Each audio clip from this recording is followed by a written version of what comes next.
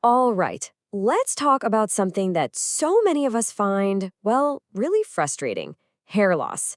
We're going to bust some of the biggest myths out there and figure out what actually works based on real science. Let's get into it. So, you've had that moment, right? You're in the shower, or maybe you're brushing your hair, and you just see more hair than usual. It can be a little scary, and you start asking yourself, is this normal?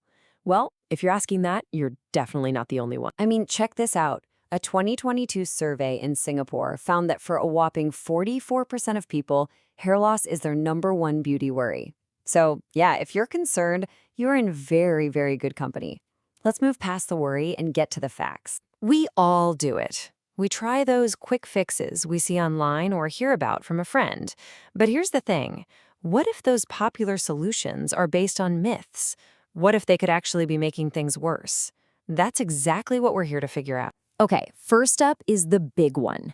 The idea that if hair loss runs in your family, you're just doomed, that there's nothing you can do about it. But is it really that simple? Look, genetics, what experts call androgenetic alopecia, it's a huge piece of the puzzle, for sure. But it is not the whole puzzle. And if you just throw up your hands and blame your family tree, you could be totally missing the real, treatable reasons behind your hair thinning. Beyond your genes, there's a whole list of other things that can throw your hair's growth cycle way off track. High stress can trigger something called telogen effluvium, which is basically a mass exodus of hair. Hormonal shifts are another major trigger, from things like pregnancy or menopause. And even our everyday habits, like being too rough when you brush wet hair or using the wrong shampoo, can lead to breakage and a scalp that just isn't healthy for hair growth. All right, let's talk about what's on your plate. There's this stubborn myth that what you eat has no real connection to the health of your hair. As you can probably guess, that could not be further from the truth. The reality is actually pretty simple when you think about it. Your hair follicles, they're like these tiny, super busy factories. And what does every factory need to run well? A steady supply of high-quality fuel and raw materials.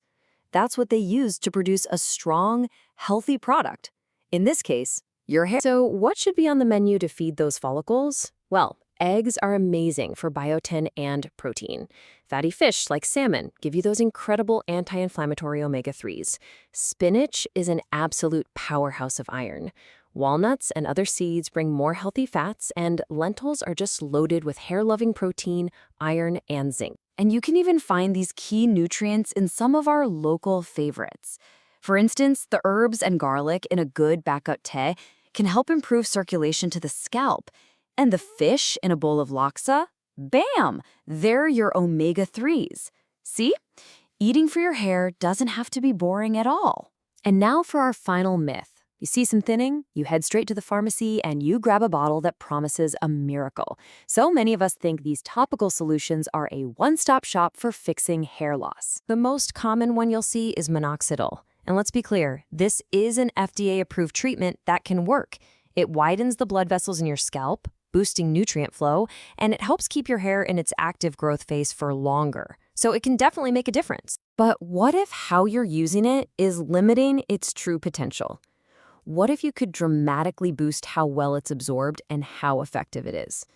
According to research, combining it with a professional treatment could increase its absorption by up to 17 times. How is that even possible? The answer is professional microneedling. Think of it like this. You wouldn't just throw fertilizer on top of hard, compacted dirt, right? No, you'd aerate the lawn first to let the nutrients in. That's basically what microneedling does for your scalp. It uses these tiny, ultra-fine needles to create controlled microchannels. This does two amazing things. It kicks your body's natural collagen production into high gear, and it creates direct pathways for topical treatments like minoxidil to get down deep where they can do the most good. And the data absolutely backs this up. A clinical study found a huge difference between using minoxidil alone versus combining it with microneedling. After only 12 weeks of this combo therapy, men saw an average hair density increase of over 22%. For women, it was over 19%. These are serious, visible, game-changing results. So, we've busted the myths. Now what? Let's talk about the solution. What does a science-backed, effective path to getting your hair back actually look like? Well, It's all about having a personalized strategy. It starts with expertise. As this review from a customer named VJ points out, having an experienced professional guiding your treatment makes all the difference. It's not just about the technology. It's about having a trusted expert in your corner. It's also about patience. Real regrowth is a marathon, not a sprint. In the first couple of months, you might just notice less shedding. Then, between months 3 and 6, things start to stabilize, and you might see the first signs of new growth. It's really from 7 months and beyond that a visible increase in density and thickness often becomes clear. And this brings us to the most critical takeaway. The best treatment plan is a plan that's designed specifically for you. A professional diagnosis can figure out the true root cause of your hair loss. From there, you can find the right path forward, whether that's a prescription, laser therapy, or a combination approach like the microneedling we talked about.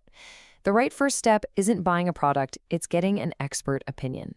Instead of just guessing with generic fixes, why not start a new chapter with a plan that's as unique as your hair loss story itself? If you're ready to move past the myths and find a sustainable path forward that actually works, it's time to take control. A consultation with an expert is such a powerful first step. You'll get a clear diagnosis and understand all your options for restoring not just your hair, but your confidence too. Thanks so much for joining me for this explainer.